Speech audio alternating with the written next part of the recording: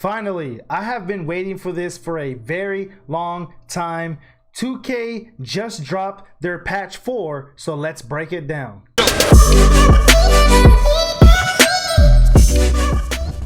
What is going on, everybody? It is Agent So Fresh. Welcome to a new video. Before we start, make sure you guys hit that like button, subscribe, and turn on post notification bells because you don't want to miss any video. All right, so let's start breaking down patch 4. We're about to tune into the PC screen. Follow me. All right, so I just pulled up the new patch notes. This is going to be patch 4. It was just dropped today. So it says it was dropped today at 5:52 p.m. Eastern Standard Time. All right, so first things first, one thing that I did notice is that they did update the cosmetics of the neighborhood, which is really good. I did check out the neighborhood earlier. I walked around. I was really pleased at the fact that they made this update and they put in a Halloween theme because it makes the park look more vibrant and it just looks more, you know, with the whole season, the whole Halloween that's just around the corner, it actually makes it look really cool. I do really like it, man. I did notice that the courts, they changed the colors to more Halloween theme and also fall theme. You know, you got your oranges, your browns. I also noticed that they did add some pumpkins. That was pretty cool. You know, they had some like pumpkins that lit up, and they also added gravestone. I walked around the whole neighborhood, and my favorite part was, if you look at the alleys, they literally did some cool graffiti, Halloween themed, and on top of that too, if you walk over there at night, that whole graffiti wall literally just lights up. So I thought that that was very cool, and the fact that 2K21 is putting that extra effort to, you know, to give us these themed parks is actually like really cool from them. I hope they keep doing that, and I'm really looking forward to what the Christmas park is going to look like. So that is a huge improvement that they made on this patch. Another thing that I noticed here that it says preparations for new 2K beach events coming later in October and November. Stay tuned for more information in the coming weeks.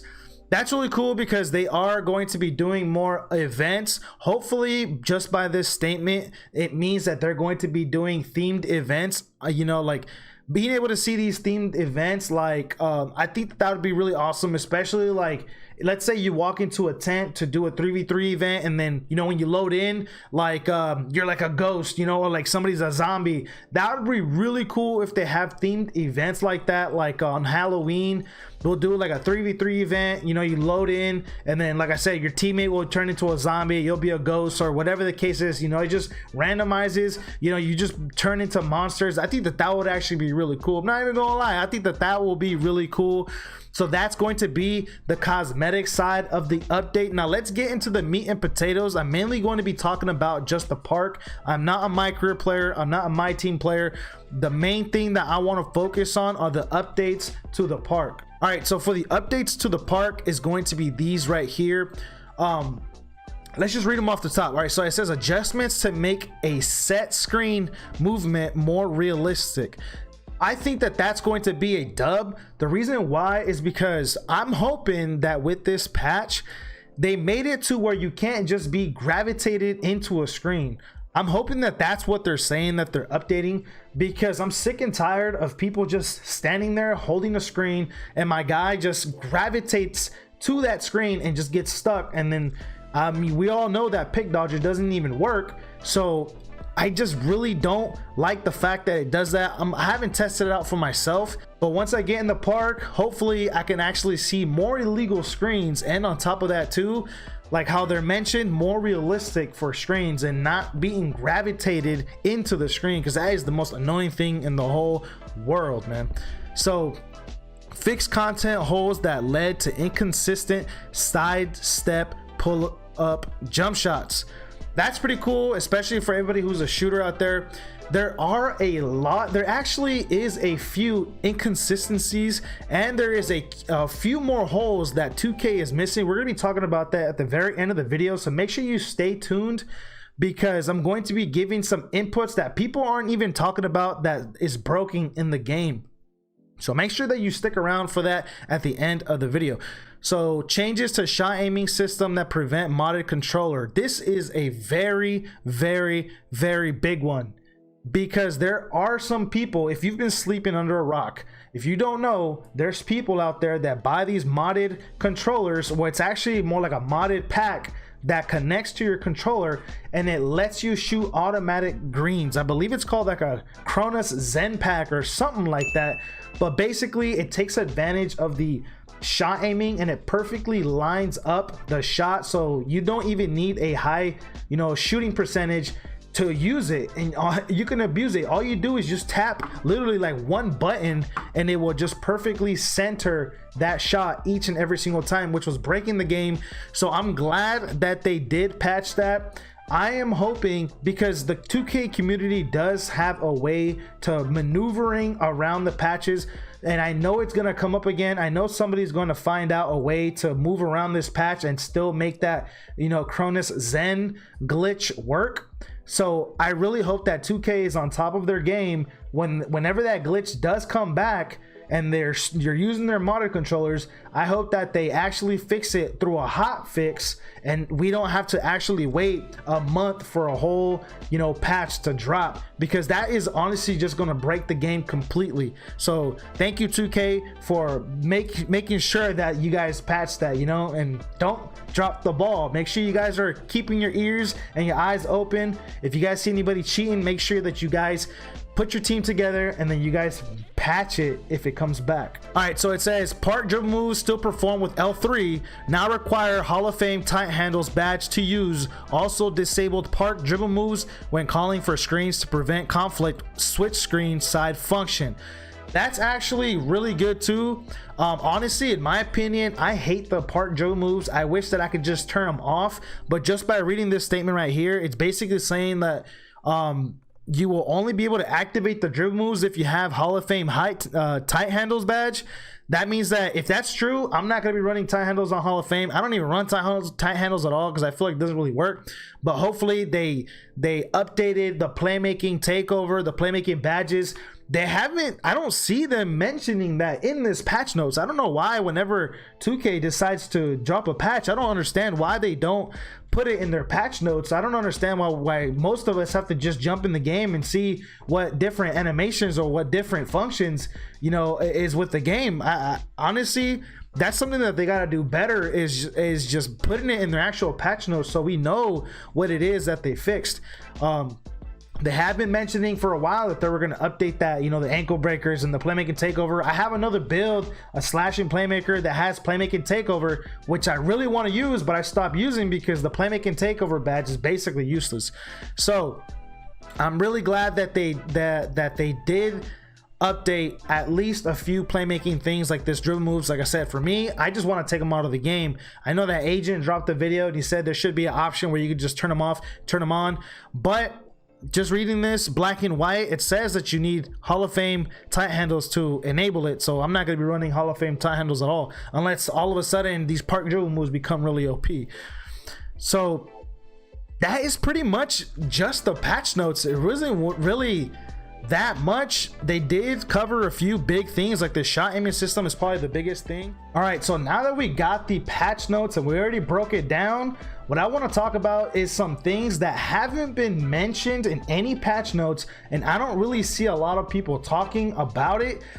It's going to be 3 things. I'm pretty sure that most of you guys have already experienced this, but you don't really notice it. But let me know in the comment section if any one of these 3 things has happened to you, or if any one of these 3 things has been annoying to you, if it's happened to you. All right, so the first thing is going to be, I don't know why, but sometimes this happens whenever my teammate passes it to me and I'm wide open, and it's a wide open pass. It's not a forced pass or anything like that. It's just a wide open pass. I don't know why, but my player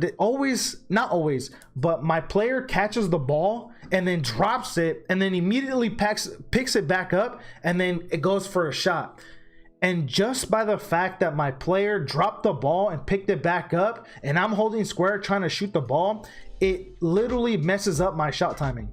And I don't know why people aren't talking about this. I know that other players have experienced it because I hear them complaining about it all the time, but it's something that 2K needs to look into.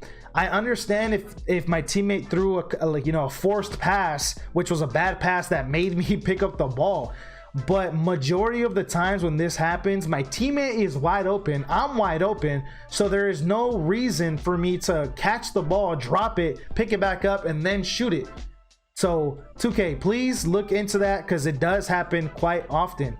Another thing that happens, it's something similar, is that whenever my teammate passes me the ball or I'm dribbling and I do a quick stop or whatever, or I'm about to shoot, sometimes I have to hold my square button even longer than my normal jump shot timing, if that makes sense. All right, so basically this is what happens.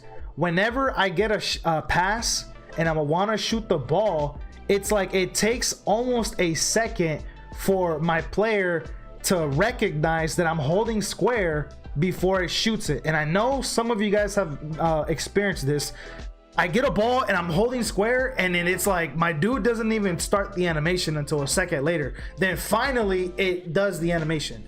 I don't know why that is going on, but 2K, that's another thing that you really have to fix, especially before PS5. The last thing is just going to be the freaking speed boosting glitch. If you guys don't know, there is a speed boost glitch that honestly, it's like quick first step on steroids, and we all know that they nerfed quick first step, if you guys didn't know. But it's literally like quick first step, like last year when 2K20 first came out, when it was on steroids.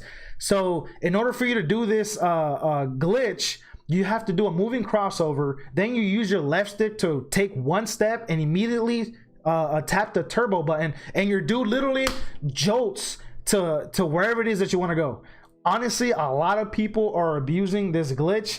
They're comboing it up with their dribbles, and it is honestly impossible to guard. Like, it is literally impossible to guard because they literally take off and it puts you behind them and they beat you to an open spot, or they beat you to an easy layup. So it's another thing that 2K really needs to try to, you know, patch that. It's honestly a glitch because once the player starts to run, you can tell that he does a weird stutter step, and then it just glitches, you know, it just glitches forward and he runs really fast. That honestly shouldn't even be that much of a big deal for them to patch. But knowing 2K, I know it's gonna take them a month because they love to wait to drop patches. So that thing is probably not gonna get patched until another month. But I hope that they do fix it, because it puts other players at a disadvantage when they're playing defense. So make sure you guys get on that, y'all. All right, so last thing is going to be the PlayStation 5 NBA 2K21. To this day, I still don't know how we are going to get our game. For those people that pre-ordered the Mamba edition, I pre-ordered the Mamba edition.